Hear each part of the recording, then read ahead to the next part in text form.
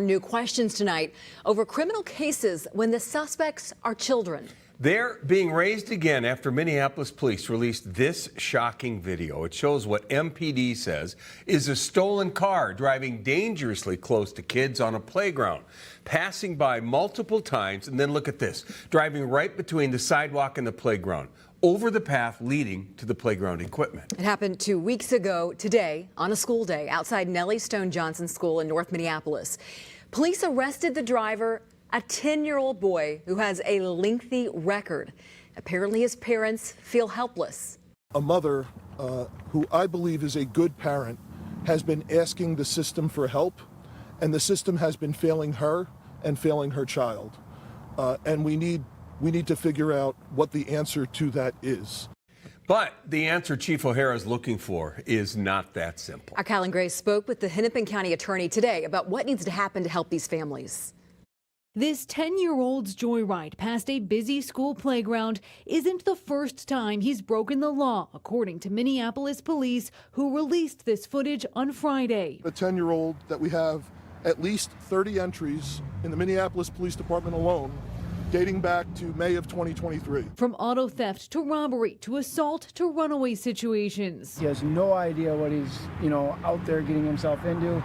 He doesn't see the consequences coming. Police Chief Brian O'Hara tells us for this dangerous drive in a stolen vehicle, he now faces charges of reckless driving and receiving stolen property. We made a decision to charge this child because of the significant safety implications, both for the child and the broader community. Sarah Davis is the director of the Children and Families Division at the Hennepin County Attorney's Office. Speaking generally, she says the next step in a case like this is determining whether a child is capable of understanding the legal proceedings and assisting their lawyer in their defense.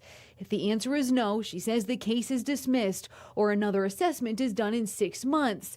And she tells us generally kids this young are not found competent. So, kids who are not competent in the delinquency system and cannot be treated through that system, we don't have sufficient resources in terms of out-of-home placements for children with those needs who require that type of specialized care.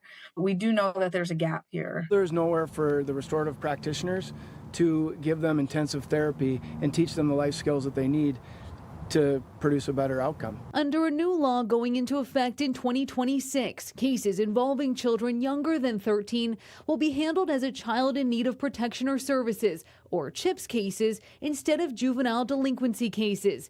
Davis hopes that will get them services more quickly, as police call the current situation a crisis. It's an urgent problem that everyone at all levels of government need to come up with an answer to address. The Hennepin County Attorney's Office won't comment on this case further, so we don't know whether this 10-year-old has been found competent or if he's still in custody. Minneapolis police also told us today in August, this child and a group of other kids approached a woman with a knife and threatened her while trying to steal her Kia. The chief says he's been charged with threats of violence and auto theft for that, Kevin. Callan Gray reporting. Thank you.